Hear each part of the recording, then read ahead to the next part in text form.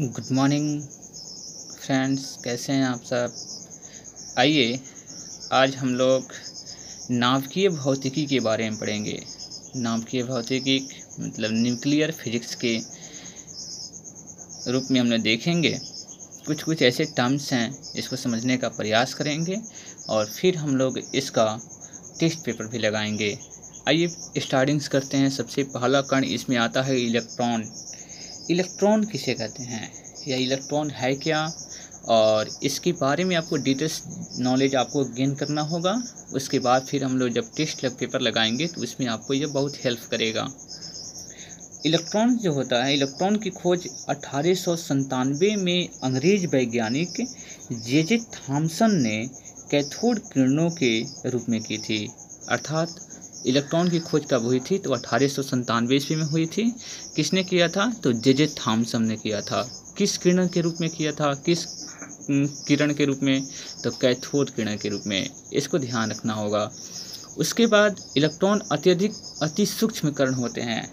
Electron जो होता है अति सूक्ष्म कण होता है और ये परमाणु के नाभिक के बाहर चारों ओर चक्कर लगाते रहते हैं।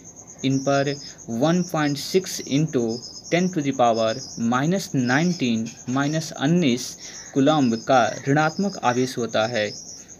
इनका द्रव्यमान 9.1 इंटू 10⁻31 किलोग्राम होता है। यह एक अस्थायी मूल कण है। आप समझेंगे कि इलेक्ट्रॉन का इसमें से देखिए ऑब्जेक्टिव क्वेश्चन क्या क्या निकल सकता है कि इलेक्ट्रॉन की खोज कब की गई थी। तो इलेक्ट्रॉन की खोज 1897 में किया गया था। किसने की थी, तो जे थॉमसन ने किया था। और जे थॉमसन कहाँ के निवासी थे, तो वह आपको अंग्रेजी वैज्ञानिक थे, अर्थात ब्रिटेन के थे। उसके बाद इलेक्ट्रॉन जो होता है अत्यधिक सूक्ष्म कण होता है और यह परमाणु के नाभिक के चारों ओर क्या कर लेता है, चक्कर लगाता है।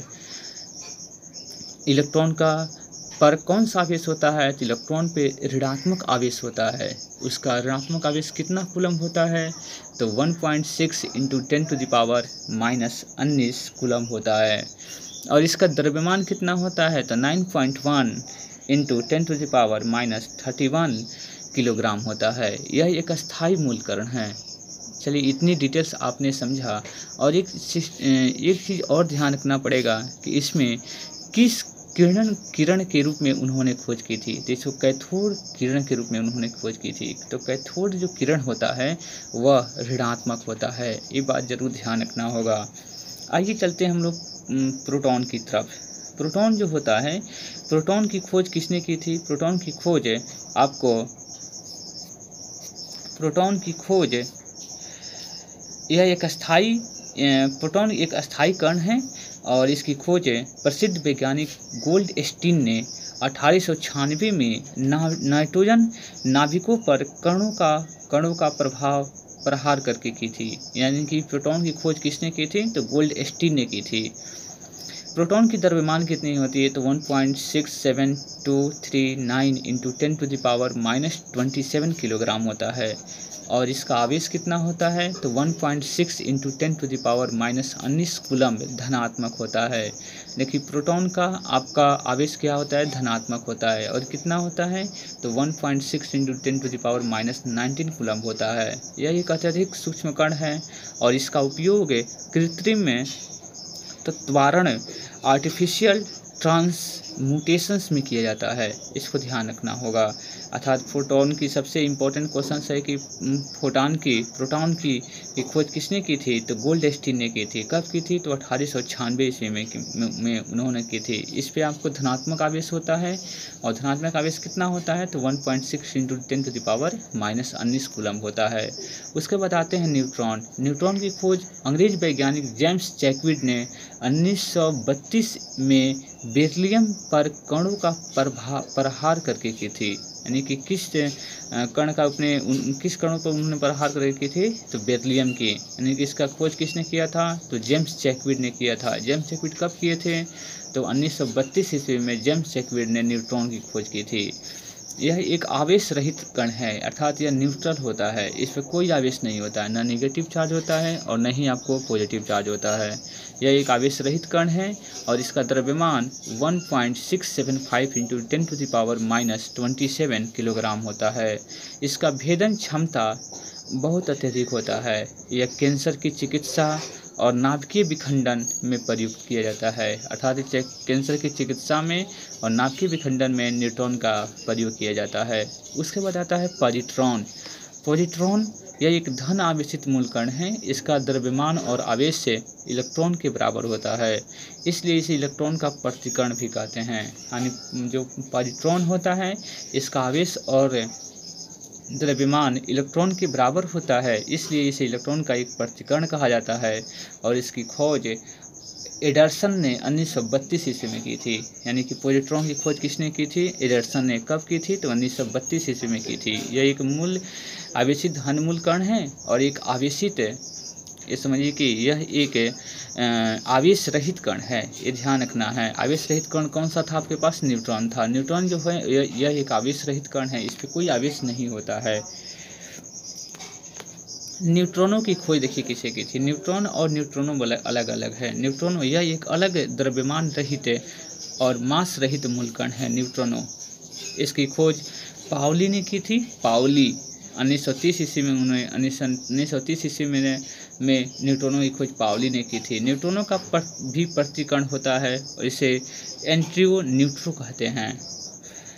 फोटोन ऊर्जा के बंडल होते हैं। ऊर्जा के बंडल होते हैं जो प्रकाश की चाल से चलते हैं। जो फोटोन जो होता है वो प्रकाश की चाल से चलता है और यह ऊर्जा का बंडल कहते हैं इसको। जिस सभी प्रकार का विद्युत चुंबकीय किरणें, सभी प्रकार की विद्युत चुंबकीय किरणों का निर्माण इन्हीं मूलकणों से होता है। इसका विराम द्रव्यमान रेस्ट मास 0 होता है। कार्बन काल निर्माण यानी कार्बन डेटिंग, कार्बन काल निर्माण क्या किसे कहते हैं? तो इस विधि द्वारा जीवों के अवशेषों की वायु का पता लगाया जाता है। जीवित अवस्था में प्रत्येक जीव, पौधे या जंतु कार्बन 14 एक रेडियोएक्टिविटी समस्थानिक है, तत्व को ग्रहण करता है और मृत्यु के बाद उसका ग्रहण करना बंद कर देता है। अतः किसी मृत जीव में कार्बन 14 की सक्रियता को माप करके उसकी मृत्यु से वर्तमान तक के समय की गणना की जाती है। यूरेनियम काल निर्धारण। यूरेनियम काल निर्धारण क्या है? यूरेनियम काल निर्धारण इसके द्वारा क्या होता है? तो चट्टान या आदि प्राचीन निर्जीव वस्तुओं की वायु को उपस्थित रेडियोएक्टिविटी खनिजों जैसे यूरेनियम द्वारा ज्ञात किया जाता है। यूरेनियम काल निर्धारण की इस विधि द्वारा चंद्रमा से लाई जाने वाली चट्टानों की आयु 4.6 × 10⁻9 यानी कि 4.6 अरब वर्ष पाई गई है, जो लगभग उतनी ही पृथ्वी की भी है जितनी पृथ्वी की है। यानी कि यूरेनियम काल निर्धारण द्वारा किस वस्तुओं की मतलब कि आयु की जांच की जाती है? तो जो निर्जीव वस्तु होते हैं उनके द्वारा हम लोग इसकी वायु की पता निकाल सकते हैं, आयु की। नाभिकीय रिएक्टर के बारे में बात करेंगे। नाभिकीय रिएक्टर एक ऐसी युक्ति होती है जिसमें यूरेनियम 235 का नियंत्रण विखंडन कराया जाता है।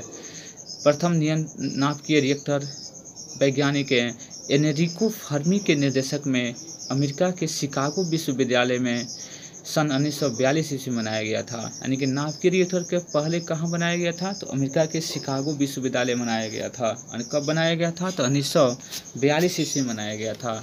इसको बनाने वाले प्रथम वैज्ञानिक कौन थे? तो फर्मी, इसके नाम से आप याद रख लीजिएगा। फर्मी ने नाभिकीय रिएक्टर बनाया था 1942 ईस्वी में अमेरिका के शिकागो विश्वविद्यालय में। इसमें कौन सा यूज किया जाता है? तो यह यूरेनियम 235 का नियंत्रित विखंडन द्वारा किया जाता है। नाभिकीय रिएक्टर में विखंडन की श्रृंखला अभिक्रिया को नियंत्रित करने के लिए कैडमियम या बोरान की लंबी छड़ों का भी उपयोग किया जाता है। नाभिकीय रिएक्टर में किस लंबी छड़ों का यूज किया, किस प्रकार की छड़ों का यूज किया जाता है? तो कैडमियम और बोरान की लंबी छड़ों का उपयोग किया जाता है।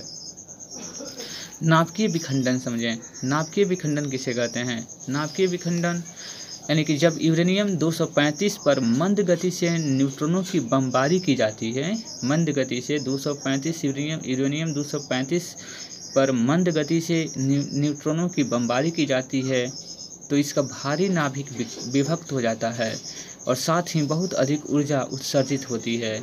इस अभिक्रिया को नाभिकीय विखंडन कहते हैं। परमाणु बम अनियंत्रित नाभिकीय विखंडन अभिक्रिया पर आधारित है। देखिए आपको एग्जाम में याद रहना चाहिए कि परमाणु जो बम होता है वह अनियंत्रित नाभिकीय विखंडन अभिक्रिया द्वारा पर आधारित है। प्रथम परमाणु बम 1945 ईस्वी में बनाया गया था।